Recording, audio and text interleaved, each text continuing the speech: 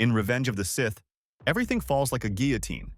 A republic that lasted 1,000 years collapses overnight, the Jedi become fugitives, and Anakin Skywalker becomes a walking nightmare. But what if Obi-Wan doesn't leave Anakin on the shore of Mustafar? And what if Yoda doesn't retreat from Coruscant, believing the fight is already lost? What if Obi-Wan saved Anakin, and Yoda defeated Palpatine? In this version, that happens, so the galaxy learns something terrifying. Even if you kill the Sith, their trap can still detonate. Utapau is all bones and shadows, a world carved into itself like it's hiding from the sky. Obi-Wan Kenobi stands at the mouth of the sinkhole city, cloak snapping in the wind, staring down into a place where the war has been sleeping in plain sight. General Grievous is somewhere below, and Obi-Wan can feel him like a cold itch in the Force, metal hunger wrapped in mockery. If Grievous escapes, the war doesn't end. It just changes faces. The fight is fast and ugly. Blasters barking in tight corridors. 4 stolen sabers spinning like a saw blade. Grievous moving with that impossible speed that feels less like discipline and more like a nightmare that learned how to walk. Obi-Wan doesn't meet him with rage. He meets him with timing, with patience, with the kind of calm you only earn after surviving disaster after disaster. "Kenobi," Grievous snarls, voice grinding like a door that hasn't opened in years. "Hello there," Obi-Wan says, because some reflexes never die. And it ends with one blaster shot, one spark, one wheezing cough, and the general collapses into smoke and fire.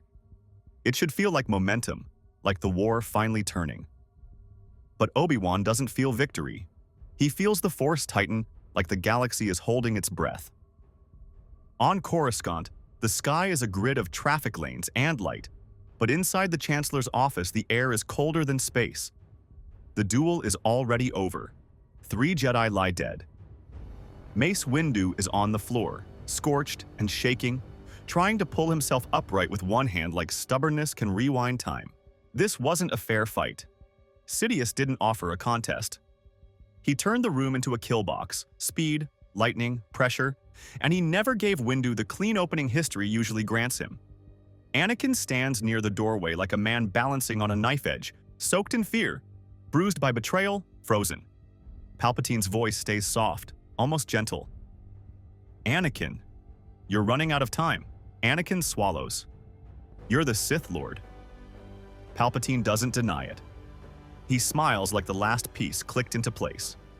"Yes," he says, "and I am the only one who understands the power you need." This is the moment where Anakin usually collapses into him. Here, he hesitates long enough for the air to return to the room. The fear is still there. Padme, the dreams, the certainty that the universe is about to steal the only thing he's ever loved without asking permission. But something else is there too. Ahsoka walking away. Obi-Wan's face when he said, "I trust you." And a pattern Anakin can't unsee anymore. Palpatine never gives without taking. Anakin's jaw tightens. "If you can save her," he says, voice cracking, "prove it."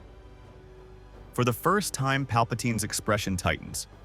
He wanted worship, not a demand. But he's already shown his hand, and he still thinks Anakin is a lever he can pull.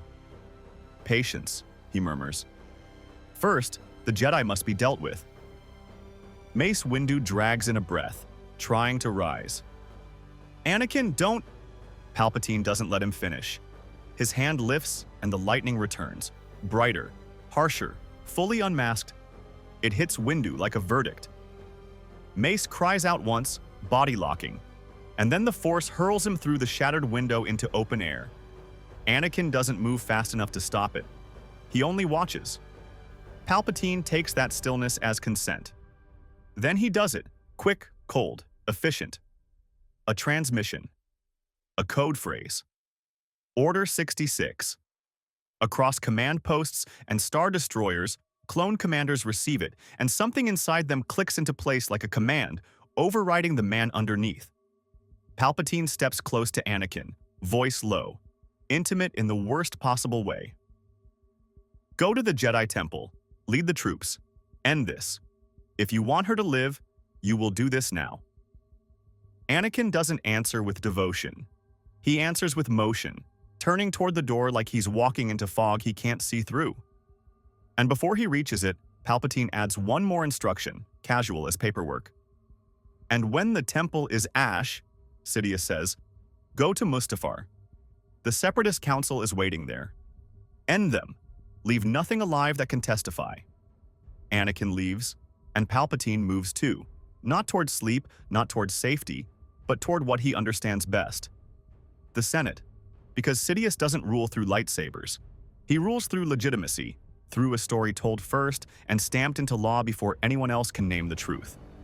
On Kashyyyk, Yoda feels the purge ignite like a scream across the Force. Voices cut off mid-breath, a wave of wrongness so sharp it feels like the galaxy cracking a tooth. Clones raise rifles behind him. He turns in time, barely, and survives through instinct, speed, and help from those who never asked for glory. Chewbacca and Tarful pull him through trees and shadow, away from gun barrels, away from the moment the war stops pretending. They don't linger. They vanish on a contingency route nobody talks about until it's too late. Bail Organa doesn't appear in the jungle like a miracle. He meets them in orbit. Because Bail has watched the Republic rot for years, and he kept one protocol alive, one dead channel that says, if the Jedi are being erased, you move survivors with Senate clearance before the records get rewritten. He jumps to Coruscant under Alderaanian diplomatic clearance, running dark and fast because the Chancellor is about to speak. He pulls Yoda aboard, seals the bay, and gives him the only detail that matters. An emergency session has been called. They descend under the kind of cover only a senator with clearance and a conscience can manage. They don't go to the Chancellor's office. They go to the temple. Not through the front. The temple is occupied, crawling with troopers. Bail uses old service routes and undercroft passages, maintenance arteries built into the stone long before the war, slipping them inside like ghosts. The steps are stained. The halls are wrecked. Younglings lie where they tried to hide. Yoda's face doesn't twist into rage. It goes still. The kind of stillness you only see when someone is holding a storm down with both hands. Obi-Wan arrives after them, limping, dust-caked. Because on Utapau, Cody received the order and his face went blank. Obi-Wan turned at the last moment, and the cannon fire that should have erased him instead threw him into the sinkhole city. He escaped the way fugitives do, fast, quiet, desperate. And he comes in with one thought punching through everything. Anakin. In the security room, Obi-Wan finds the recordings. He watches the grainy hollow, Anakin marching into the temple with clone troopers behind him like a funeral procession. He sees Anakin ignite his blue blade. Then he sees what Anakin does with it. Obi-Wan turns away, stomach twisting, like the body is trying to reject reality. Yoda stands behind him, voice heavy. Clouded. Always, he was. But this... Bail doesn't let grief harden into stillness. He's copying feeds, extracting files, taking anything that can't be erased cleanly. We need proof, he says, before they rewrite the night. Yoda feels Sidious moving, already shaping the narrative into something the galaxy will swallow because the galaxy is tired and scared. So they go where the lie would become policy. The Senate chamber. It's sealed for emergency session. Guards line the rotunda. Holocams float like hungry insects. Mas Amedda hovers nearby like a shadow with paperwork, ready to stamp whatever future the Chancellor speaks into existence.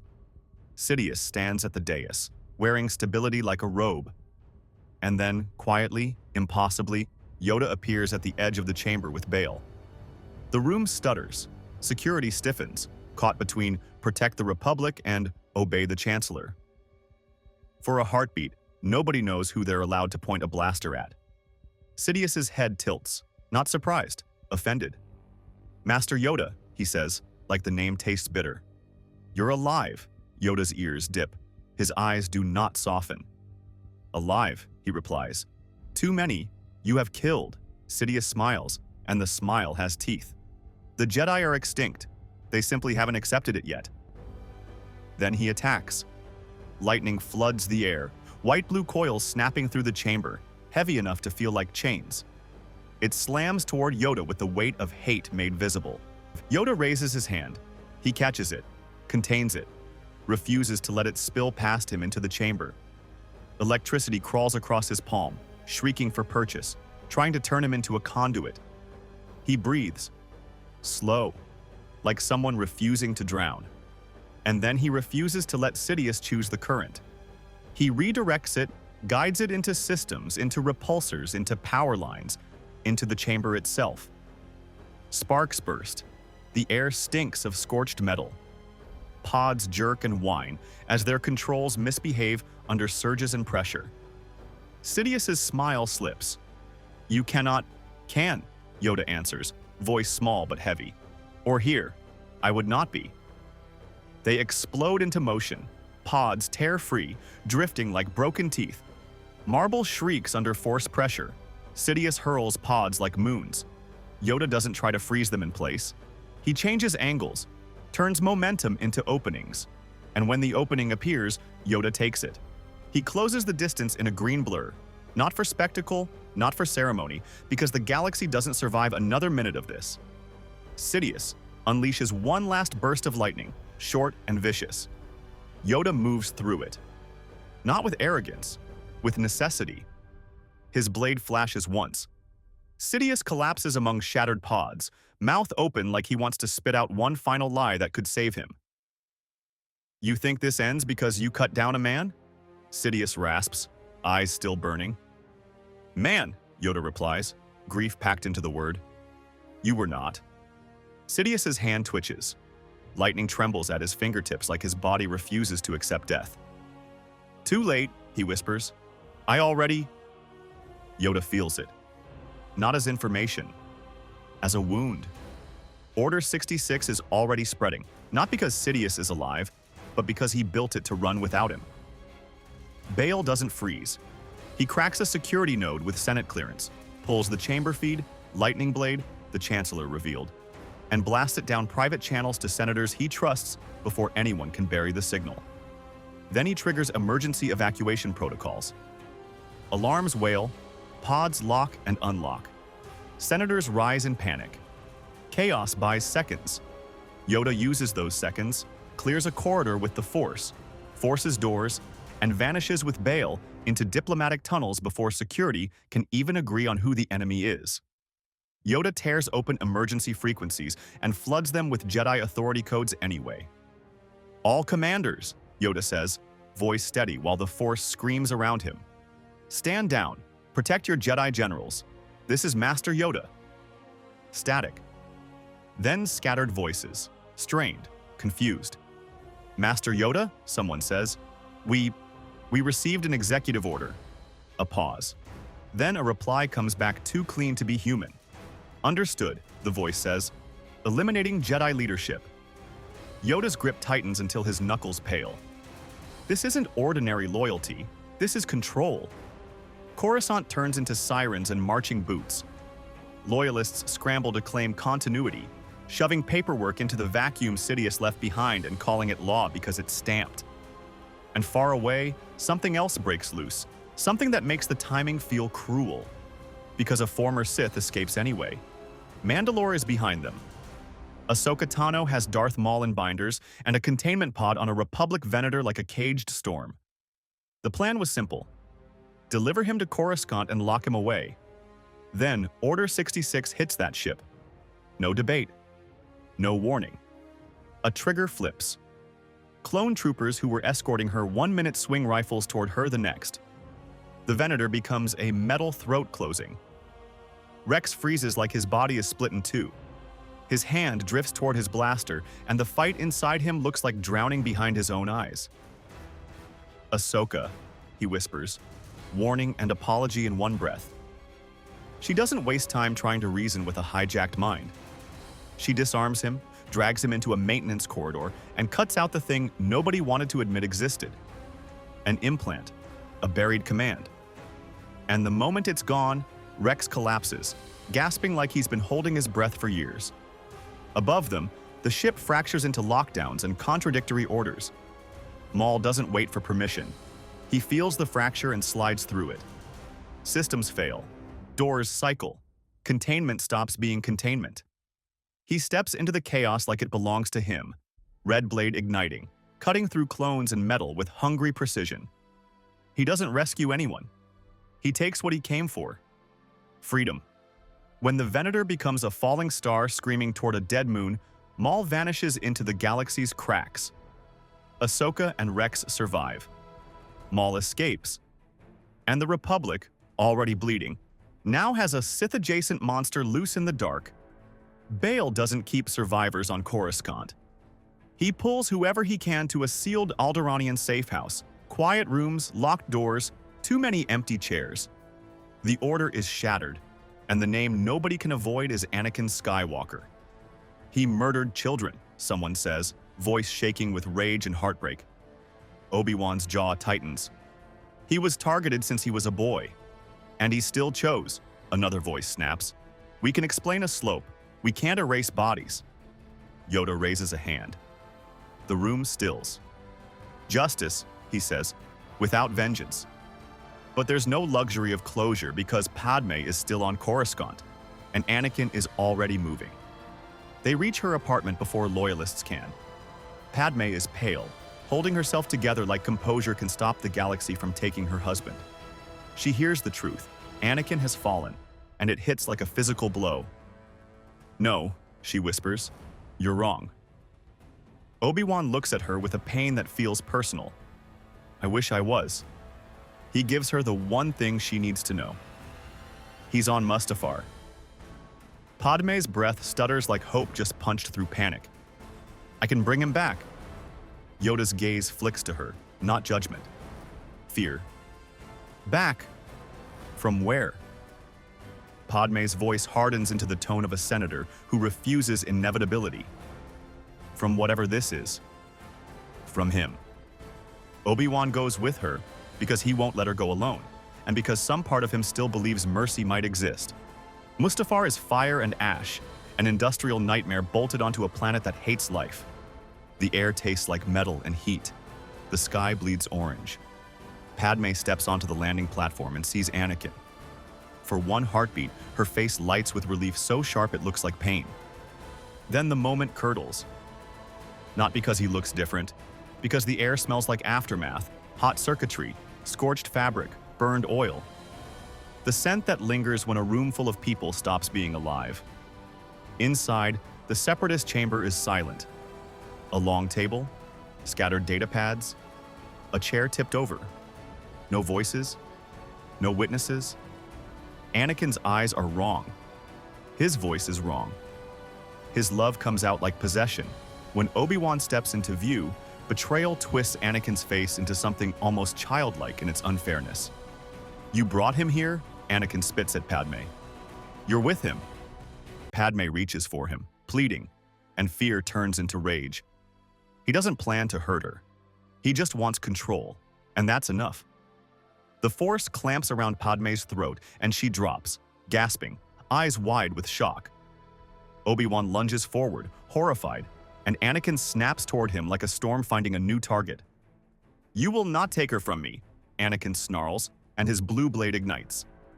Obi-Wan's blue answers, and tragedy snaps into motion, sparks, fury, a fight that feels like friendship cracking in midair.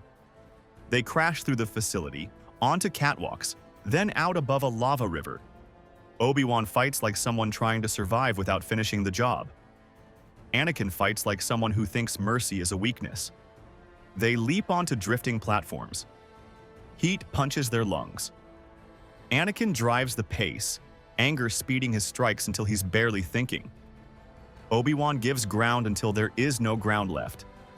Then Anakin jumps.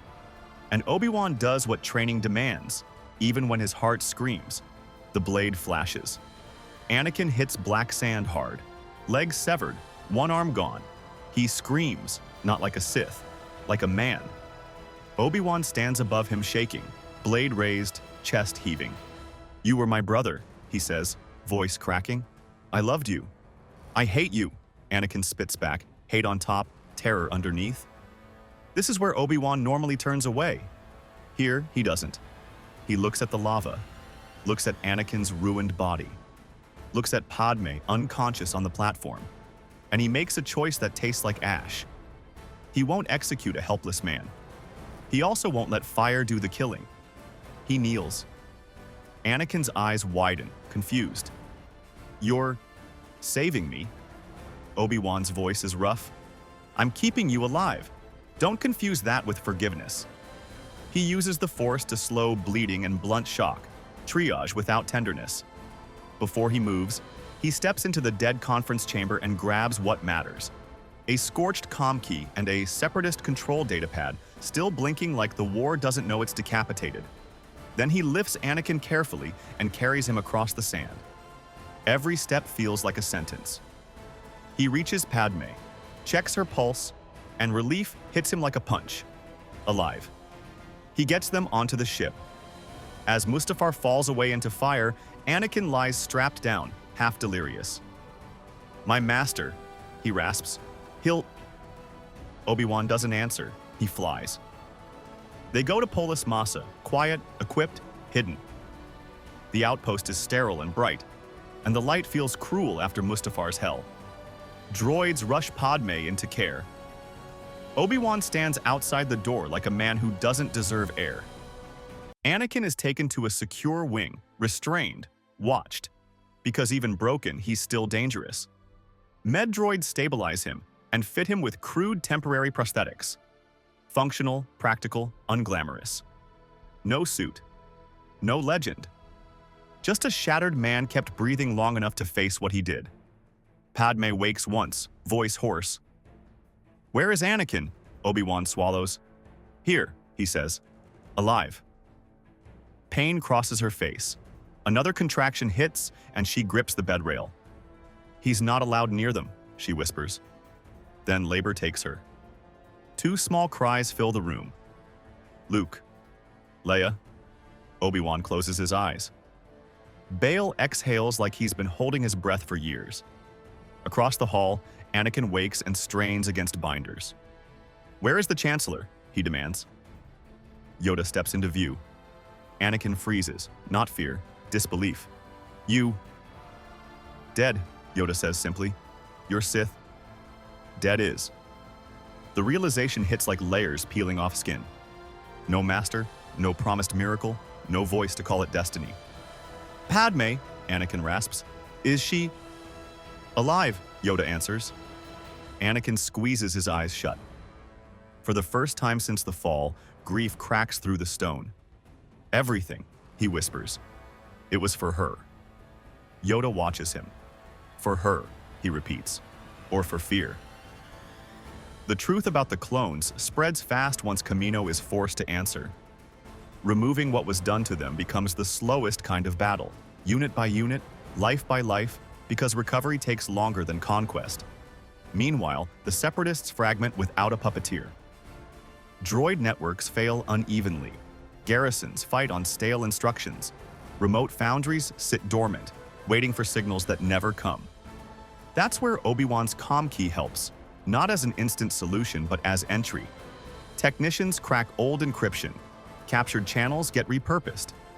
System by system, stand-down commands travel through the same pathways that once coordinated slaughter. It's imperfect. It's still better than endless war. And while the Republic rebuilds its spine, something hungry moves through the cracks. Darth Maul is alive. He doesn't want a Senate seat. He wants leverage. He wants the galaxy to flinch. With Sidious gone, the underworld becomes a feeding frenzy. Maul doesn't negotiate with that chaos. He shapes it. Crime bosses vanish. Rival crews turn up butchered. Supply lines collapse overnight. Whispers spread of a red blade and a figure who doesn't bargain. Then he makes his move where it matters. Geonosis. Not because it's pleasant, because it's useful. Geonosis is a button. Old factory bones, buried nodes, sleeping production lines. Maul steals command keys, forces systems to obey, and wakes just enough metal to turn panic into pressure. Ahsoka brings the report to Bail and Obi-Wan, face tight with remembered fury. "He's not building a government," she says. "He's building a fist." Yoda's eyes close briefly. "Back," he murmurs. "He has come." The Republic and the Jedi face an ugly reality. They're still rebuilding, still bleeding, still thin. And the person most capable of meeting Maul blade to blade is the man nobody wants near power. Anakin. Obi-Wan visits him under watch. The outpost is quiet, stripped of ceremony, built to deny temptation by denying attention. Anakin sits in meditation when Obi-Wan arrives. His gaze is clear again, but only in the way a storm can look calm after it's already destroyed a town. Maul is moving, Obi-Wan says. I can feel it, Anakin answers. We're going after him, Obi-Wan says. We might not win without you. Anakin glances at his prosthetic hand. So you want to aim me like a weapon? Obi-Wan doesn't dodge it. I want you to choose what you are. Anakin exhales. If I go, it won't be redemption. Good, Obi-Wan says. Then it can be real. The Republic grants conditional release with chains disguised as rules. Constant supervision, no political access, no contact with Padme or the twins. Immediate return to custody when the operation ends. Ahsoka is at the staging point. She doesn't smile. She doesn't soften. You're really here, she says. I'm not asking for forgiveness, Anakin replies. Then don't ask me to pretend, she says, igniting her sabers. Move. They track Maul into Geonosis's buried factory corridors, sand-choked tunnels, dead conveyors, nodes that hum back to life in ugly pulses. Republic forces land under heavy fire. Droids pour from vents, coordinated like the war trying to crawl out of its grave. Clones fight beside them, and it's different now, because the men inside the armor are fighting as themselves. Anakin fights differently, too. He redirects bolts instead of scorching corridors. He disables machines instead of punishing bodies. Every choice looks like restraint held deliberately. They reach the central spire where Maul waits, double-bladed saber igniting with that hungry snap hiss that makes the air feel thinner. The chosen one, Maul says, smiling like a scar. Saved from fire. Shut it down, Anakin says. Maul laughs. The only honest law is power. Power didn't save me, Anakin answers. Maul lunges. The duel is brutal from the first clash. Maul fights like he wants to drag Anakin back into the worst version of himself. He taunts between blows, searching for a bruise to press. Show me, Maul snarls. Show me the killer. Anakin doesn't deny what he was. He refuses to feed it. He parries, sidesteps, breath-controlled, moving like someone who learned the hard way that rage is a shortcut off a cliff. Maul's fury spikes. Restraint makes you weak. Anakin shifts, small, precise moves that break Maul's rhythm. He turns momentum into imbalance. One clean motion. Maul's saber flies from his hands and clatters against stone. Kill me, Maul hisses. Anakin steps closer and pins him with the Force. Enough to hold, not enough to crush. No, Anakin says quietly. You're going to live with what you are. Maul's face twists. You think that's punishment? Anakin doesn't blink. I know it is. Obi-Wan and Ahsoka arrive with Rex and a squad. Bindings snap onto Maul's wrists. Maul thrashes, spitting venom. You're still broken, he snarls at Anakin, just wrapped in rules. Anakin watches him dragged away, hands shaking, not with rage, with effort. Below them, Maul's coordination dies. Across tunnels and nodes, droids stutter, desync, and lock up as command collapses. The battle doesn't end in celebration. It ends by stopping the bleeding. Back on Coruscant, reforms move through a Senate that finally understands what secrecy breeds. Oversight becomes real. Corruption gets dragged into daylight. The Republic doesn't become flawless. It becomes accountable. Padme raises Luke and Leia in a galaxy that still argues and still aches, but isn't ruled by fear wearing a legal mask. And Anakin Skywalker does not become a symbol. He doesn't stand at a podium as a hero restored. He doesn't get a throne. He returns to custody, then to quiet exile under watch, helping where he's allowed, living with debts that speeches can't pay. When Padme finally agrees to see him, it isn't romance. It isn't closure. It's controlled, guarded, raw. Anakin sits restrained, breathing steady through a simple medical respirator. His prosthetics are functional, clean, brutally real. He looks up when she enters, and hope flickers. then collapses under the memory of what he did to her throat. Padme doesn't step close. She holds the twins like boundaries. "They're alive," Anakin whispers. "Yes," Padme answers, calm in a way that cuts. Anakin starts. "Don't," Padme says. "Don't tell me you did it for me." Anakin's eyes drop. "I saw you die," he says, desperate. "Every night." Padme steps close enough that he can't hide from her words. "Then you were afraid," she says quietly, "and you called it love." Anakin flinches like she struck him. Padme lets him touch Luke's tiny hand with one finger. Luke's grip is absurdly strong. The sensation cracks something inside Anakin that the dark side can't patch over. "I'm sorry," he whispers. Padme's gaze doesn't soften. Sorry doesn't resurrect children. She turns to leave, then pauses at the door. "You can spend the rest of your life trying to become someone they don't have to fear," she says, "but you don't get to ask me to carry you there." The door closes. Anakin sits in silence. And for the first time in a long time, that silence isn't filled with Sidious's voice. It's filled with consequences. Far away, Luke and Leia train under Ahsoka's watch, laughing when they fail, resetting when they fall, learning that balance isn't inherited. It's practiced. It's chosen. Again and again. And that's the real difference in this timeline. The galaxy doesn't heal because the Sith died. It heals because people stop letting fear decide for them. So tell me, if Anakin lives, does the future become safer, or does it stay dangerous in a new way? If you want more Star Wars What Ifs, subscribe, and I'll see you in the next one. May the Force be with you.